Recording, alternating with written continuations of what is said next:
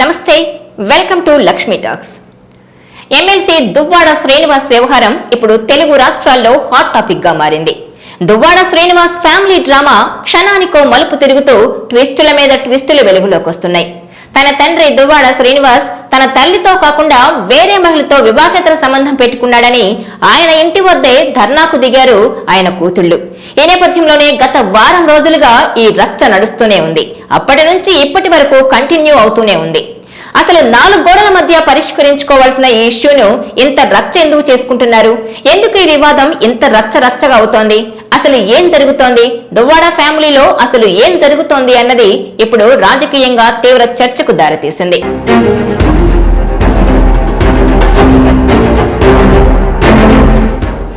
YCP MLC Duvvada Srinivas భార్య వాణితో కొన్నాళ్లుగా దూరంగా ఉంటున్నారు.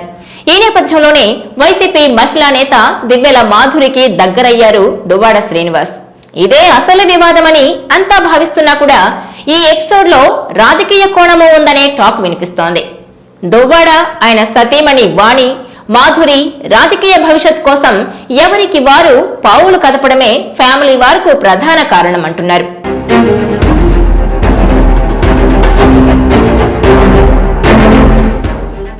శ్రీకాకుళం జిల్లాలో ప్రముఖ రాజకీయ కుటుంబాల్లో దువ్వాడ కుటుంబం ఒకటి. వాస్తవానికి దువ్వాడ శ్రీనివాస్ తండ్రి వైపు నుంచి ఎవ్వరికీ రాజకీయ నేపథ్యం అయితే లేదు. ఎందుకంటే ఆయన తండ్రి సాధారణ రైల్వే ఉద్యోగి మాత్రమే. ఇదే సమయంలో ఆయన అత్తింటి వారు తొలి నుంచి రాజకీయాల్లోనే కొనసాగుతున్నారు. ఇక వాణిని వివాహం చేసుకున్నాకే దువ్వాడ రాజకీయాల్లోకి వచ్చారు. అప్పటి వరకు దువ్వాడ శ్రీనివాస్ కు రాజకీయంగా ఎలాంటి అనుభవము లేదు. అదే సమయంలో జిల్లాలో కీలక నేత అయిన దివంగత కింజరాపు ఎర్రన్నాయుడు కుటుంబానికి తొలి నుంచి ప్రత్యర్థిగా దువ్వాడ మామ సింపతిరావు రాఘవరావు రాజకీయాలు చేస్తూ వచ్చారు.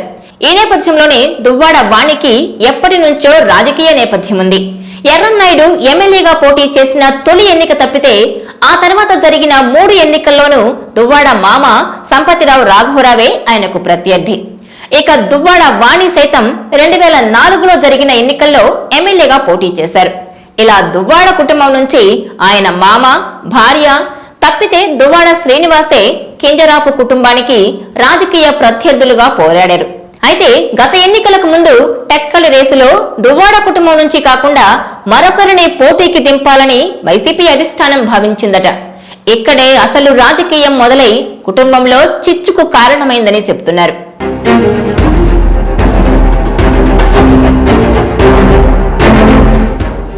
2019లో శ్రీకాకుళం ఎంపీగా పోటీ చేసి ఓడిన దువ్వాడ శ్రీనివాస్ కు ఎమ్మెల్సీగా అవకాశం ఇచ్చారు ఆ పార్టీ అధినేత జగన్. ఇక 2019లో టెక్కలి వైసీపీ అభ్యర్థిగా పోటీ చేసిన పేరాడ తిలక్ ను గత ఎన్నికలకు ఎంపీగా పోటీకి నిలిపారు. దీంతో టెక్కలి ఎమ్మెల్యే అభ్యర్థిగా ఎవరిని నిలపాలని వైసీపీలో చర్చ జరిగిందని చెబుతున్నారు. ఆ సమయంలో దువ్వాడ ఇన్ఛార్జిగా ఉండడం వల్ల ఆయన భార్య వాణి పోటీ చేయాలని భావించారట. అయితే దువ్వాడ మాత్రం అప్పటికే తనకు సన్నిహితంగా ఉంటున్న మాధురిని తెరపైకి తేవాలని ప్రతిపాదించారని అంటున్నారు. దీంతో అప్పటి వరకు మాధురి పట్ల కాస్త మెతక వైఖరితో వ్యవహరించిన దువ్వాడ వాణికి అనుమానం మొదలైనట్లు చెబుతున్నారు. ఇదే దువ్వాడ ఫ్యామిలీ ఎపిసోడ్ లో కొత్త చర్చకు దారితీసిందని, ఇదే అగ్నికి ఆజ్యం పోసిందని అంటున్నారు. తన తండ్రి రాజకీయ వారసత్వాన్ని కొనసాగిస్తున్న వాణి భర్త సహకారంతో తన పిల్లలకు ఆ వారసత్వాన్ని అప్పగించాలని భావిస్తే హఠాత్తుగా వేరే మహిళ తన కుటుంబంలో చొరబడి ఏకంగా రాజకీయంగా కీలకమవడాన్ని వాణి తట్టుకోలేకపోయారంటున్నారు. ఇక మాధురి తెరపైకొస్తే తమ కుటుంబ రాజకీయమే ప్రమాదంలో పడుతుందనే ఆందోళనతో వాణి అప్పటి సీఎం జగన్ ను కలిసి తానే ఎమ్మెల్యేగా పోటీ చేస్తానని అవకాశమివ్వాలని ప్రతిపాదించినట్టు చెబుతున్నారు. ఇదే సమయంలో దువ్వాడకు బదులుగా వేరొకరికి ఎమ్మెల్యే టికెట్ ఇవ్వాలనే ఆలోచనలో ఉన్న జగన్ అప్పటికప్పుడు వాణిని ఇన్ఛార్జిగా నియమిస్తున్నట్లు ప్రకటించేశారు.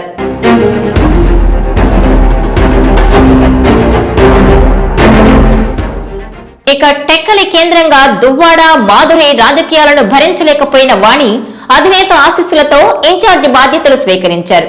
ఆ తర్వాత ఎమ్మెల్యేగా పోటీకి సిద్ధమవగా ఎన్నికల సమయంలో దువ్వాడ వ్యూహాత్మకంగా పావులు కదిపి టికెట్ సాధించుకున్నారంటున్నారు.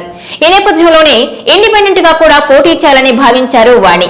అయితే వైసీపీ పెద్దల బుజ్జగింపులతో ఆమె పోటీ నుంచి తప్పుకున్నారు. అయితే కుటుంబ కలహాలు బయటపడితే ఎన్నికల్లో ప్రభావం చూపుతుందనే ఆలోచన చేసిన ఎమ్మెల్సీ దువ్వాడ తన భార్యకు ఆస్తులను రాసిచ్చి బుజ్జగించినట్టు చెబుతున్నారు.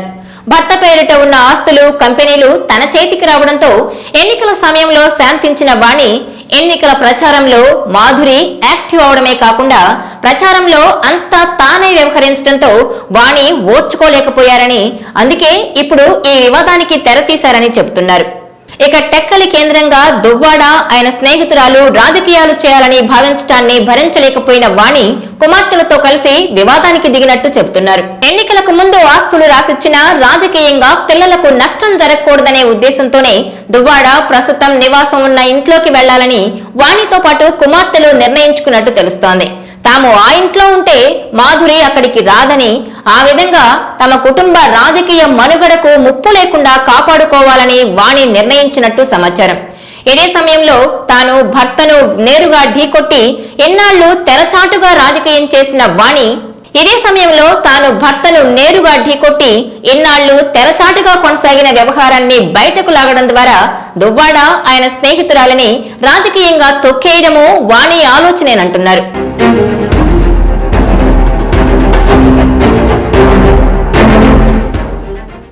అంతిమంగా దువ్వాడ తమ దారికొస్తే సరే, లేదంటే ఆయన్ను దోషిగా నిలిపి రాజకీయంగా దెబ్బతీయడమే వాణి వ్యూహం అంటున్నారు. ఇందుకోసం కుటుంబంలో అందరి సహకారం కూడా తీసుకున్నట్టు చెబుతున్నారు. మొత్తానికి జెడ్పీటీసీ వాణి రాజకీయ వ్యూహంతోనే ఈ మొత్తం వ్యవహారం నడిపారని అంటున్నారు. ఇక తాజాగా దువ్వాడ మాధురి వ్యవహారంలో కీలక పరిణామం చోటు చేసుకుంది.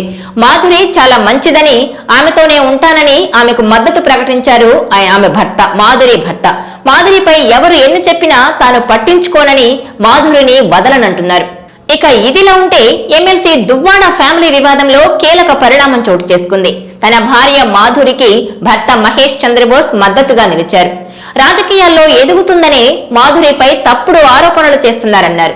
మాధురిపై ఎవరు ఎన్ని చెప్పినా తాను పట్టించుకోనని, మాధురిని వదలనని అంటున్నారు. తన భార్యను రాజకీయాల్లోకి తీసుకెళ్లింది వాణినేనని భర్త దివ్వెల మహేష్ స్పష్టం చేశారు. తనకు ఇష్టం లేకపోయినా మాధురిని రాజకీయాల్లోకి పంపించానన్నారు. కానీ మాధురిపై తనకు నమ్మకం ఉందన్నారు.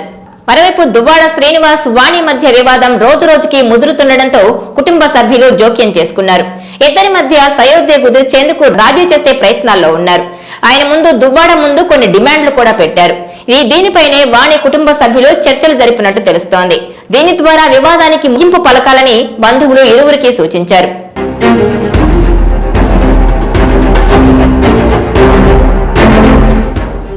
ఇదిలా ఉంటే దువ్వాడ శ్రీనివాస్ వాణి మధ్య రోజురోజుకు వివాదం ముదురుతుండటంతో వాణి బంధువులు రంగంలోకి దిగారు.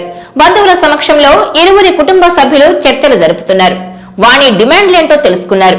డిమాండ్లపై అటు కుమార్తెలు, తల్లిదండ్రులతో వాణి చర్చలు జరిపినట్టు తెలుస్తోంది. చర్చల ద్వారా వివాదానికి ముగింపు పలకాలని బంధువులు ఇరువురికి సూచించారు. అయితే ఇటు వాణితో పాటు ఆమె కుమార్తెలు పెట్టిన డిమాండ్లకు ఆయన శ్రీనివాస్ అంగీకరించే పరిస్థితి లేదన్నట్టు తెలుస్తోంది. అయితే దువ్వాడ శ్రీనివాస్ వాణి మధ్య రాజీ కుదరని పరిస్థితి కనిపిస్తోంది. 5 డిమాండ్లను బంధువుల ముందుంచిన వాణి ఆ డిమాండ్లను పరిష్కరిస్తేనే రాజీ అంటున్నట్టు తెలుస్తోంది. అయితే భర్త దువ్వాడ శ్రీను మాత్రం తన ఇల్లు తప్ప అన్ని ఇచ్చేస్తానంటున్నట్టు వార్తలు వినిపిస్తున్నాయి. అయితే ఈ వ్యవహారంపై ఇప్పటి వరకు వాణి తన కుటుంబ సభ్యులతో చర్చలు కొనసాగించారు. వాణి వైపు నుంచి ఆమె కుటుంబ సభ్యులు చర్చలు జరిపారు. వాణి డిమాండ్లపై ఇవాళ చర్చించే అవకాశం కనిపిస్తోంది. మొత్తానికి మరోవైపు దువ్వాడ ఇంటి దగ్గర వాణి నిరసన ఇంకా కొనసాగుతూనే ఉంది.